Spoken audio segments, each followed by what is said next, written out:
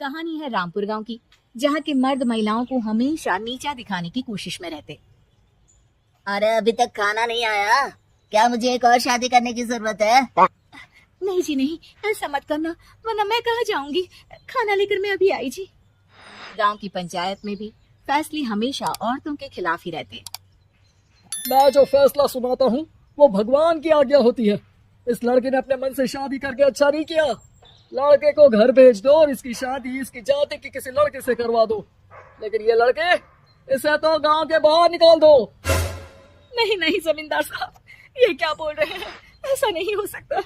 मेरी बेटी मासूम है, इसे अच्छे बुरे की समझ नहीं है। अरे कहाँ जाएगी ये बेचारी? कहाँ जाएगी? इतनी चिंता है तो पूरे परिवार का गांव निकाला कर देते हैं। बेचारे पूरे बसे बसाए परिवार को गांव छोड़ना पड़ता है। चाहे जो हो, अगर बेटियों को कंट्रोल नहीं कर सकते तो गांव में रहने का कोई मतलब नहीं है। यहाँ औरतों को दब कर रहना होगा। कोई भी अपने हिसाब से कुछ नहीं कर सकता, सब ईश्वर की मर्जी से ही होगा। तभी गांव का एक आदमी दौड़ा दौड़ा आता है। सरपंच साहब, जमींदार साहब, वो कालिया है ना, उसकी बेटी पढ़ने के लिए शहर जा रही है।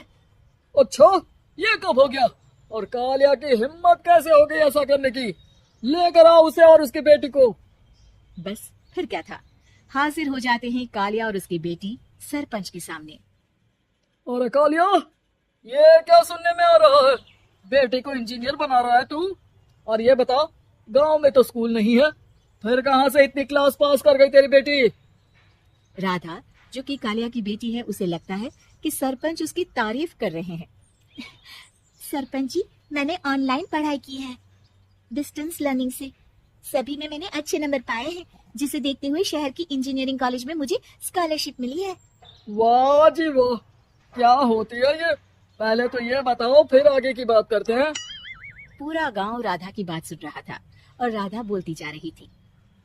तो ऐसे मैं फ्री में एक अच्छी शिक्षा लेकर गांव में जो कुछ परेशानियां हैं, जैसे बिजली, पानी और इंटरनेट जैसी समस्याओं के लिए काम करूंगी। मैं गांव को शहर से जोड़ने के लिए पुल का निर्माण करवाने का प्रस्ताव रखूंगी। मुझे पूरी उम्मीद है कि जल्द ही हमारा गांव भी तरक्की की राह पर चल पड़ेगा। राधा की बात सुनकर सारे गांव वाले ताली बजाने लगते हैं। सरपंच को समझ नहीं आता कि वो क्या करे। चुप रह नादान लड़की, गांव के खिलाफ जाने के लिए तुझे गांव से बेदखल कर दिया जाएगा, वो भी पूरे परिवार के साथ। और हाँ, अगर ठीक से गांव में रहना चाहती है तो ये पढ़ाई लिखाई छोड़ दे। हम तेरे लिए गांव का कोई होनहार लड़का देखेंगे। तभी गांव का एक आदमी बोल पड़ता है। अरे नहीं नहीं सरपंच जी, राधा बिटिया जो बता रही है, अगर वैसा हो जाए तो हम लोगों को पैसा कमाने के लिए बाहर नहीं जाना पड़ेगा। हाँ जी, और ना ही कोसों दूर पानी के लिए भटकना पड़ेगा। हमारे बच्चे भी अच्छी पढ़ाई कर सकेंगे और आगे बढ़ेंगे, ना कि हमारी तरह खेती करते बैठेंगे। क्यों गांव वालों, राधा बिटिया का साथ देना चाहिए ना। सरपंच देखता है कि गांव राधा के साथ है तो वो चुप हो जाता है। वो घर आकर अपने सलाहकार से बात करता है, जो बहुत ही चालाक किस्म का इंसान होता है। अरे सरपंच साहब, आपको बहुत ही होशियारी से काम लेना पड़ेगा। एक बार गांव तरक्की कर गया, यहाँ के बालक पढ़ लिए तो कोई ना पूछेगा आपको। और फिर ये जो बेटा और बेटी है ना आपके, इनको भी आम लोगों की तरह ही जीवन जीना होगा। हाँ, लेकिन करे तो क्या करे? वो ना आप मुझ पर छोड़ दीजिए, पास मैं जैसा बोलूं करते जाइए। अगले रोज सुबह जब गांव वाले सोकर उठते हैं तो राधा के घर के बाहर और साथ ही वो लोग जिन्होंने राधा का सपोर्ट किया था, उनके घर के आगे लाल रंग से कल आऊंगी लिखा होता है। कल आऊंगी? यह क्या होता है? अरे यह तो खून से लिखा है, लगता है कोई भूत प्रेत या चुड़ैल का साया है। चलो सरपंच जी के पास चलते हैं। सभी सरपंच के पास जाकर उसे सारी बात बताते हैं। और ये तो बड़ी मुश्किल की बात है। चलो, मैं एक बाबा को जानता हूँ, उन्हें बुला लेता हूँ। सरपंच बाबा को लेकर गांव के घर के बाहर जाता है।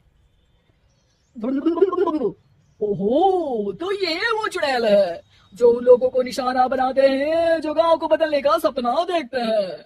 वो गांव को ऐसे ही संपन्न देखना चाहती है, वो नहीं चाहती कि कोई बाहरी यहाँ का कायाकल्प करे।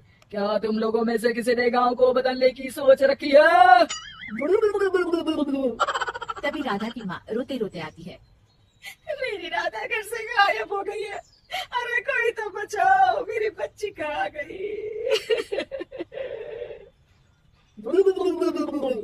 ले गई वो चुड़ैल, तेरी बच्ची को ले गई।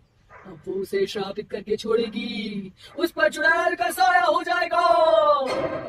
तभी बुरी सी हालत में राधा भी वहां आ जाती है। उसके बाल चुड़ैल की तरह फैले होते हैं और कपड़ों में खून लगा होता है। सभी राधा को देखकर डर जाते हैं। माँ, पता नहीं मुझे कौन उठा कर ले गया था। अरे दूर दूर हो जा चुड़ैल, अब हम लोग इस गांव में नहीं रुकेंगे। अरे कैसी बातें कर रहे हैं आप? कल तो आप मेरे भरोसे गांव का हुलिया बदलने, अपने बच्चों को पढ़ाने और तरक्की उन्नति की बात कर रहे थे, तो आज क्या हो गया आपको? ये फिर तुम लोगों को बहकाएगी। ये चुड़ैल गांव में आ चुकी है, ऐसे ही ये तुम्हारे घर के बच्चों को भी ले जाएगी। गांव वाले राधा को गांव से बाहर निकाल देते हैं। उसके माँ बाप रोते रहते हैं, लेकिन गांव वाले नहीं मानते। मैं भी अपनी बहन के साथ गांव के बाहर रहूंगा, लेकिन वो पढ़ाई नहीं छोड़ेगी। वहीं सरपंच के घर पर सलाहकार कहता है, देखा, सांप भी मर गया और लाठी भी नहीं टूटी। लेकिन अगले ही दिन सरपंच के घर के बाहर भी वही शब्द लिखे होते हैं। और फिर सरपंच की बीवी कहती है, हमारी बेटी को किसी ने अगवा कर लिया है। तभी राधा का भाई वहां आ जाता है।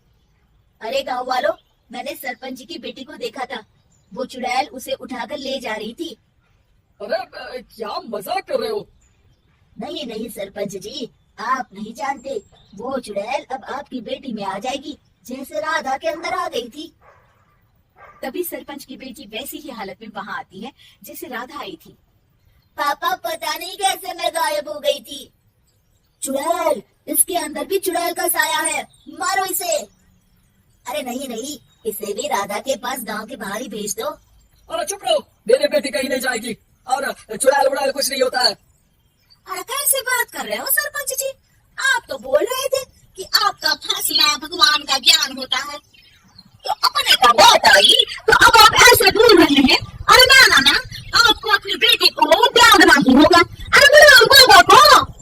राधा का भाई बाबा को ले आता है, जिसे अब गांव वालों के डर के कारण सच बोलना पड़ता है।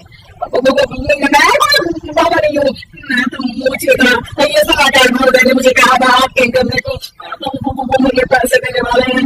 मुझे माफ कर दो, जल्दी आ गए, मुझे माफ कर दो। तभी वहां राधा आ जाती है। देखा सरपंच जी, जब गांव के बच्चे साक्षी होंगे तो आप जैसे लोगों की चालाकी नहीं चलेगी।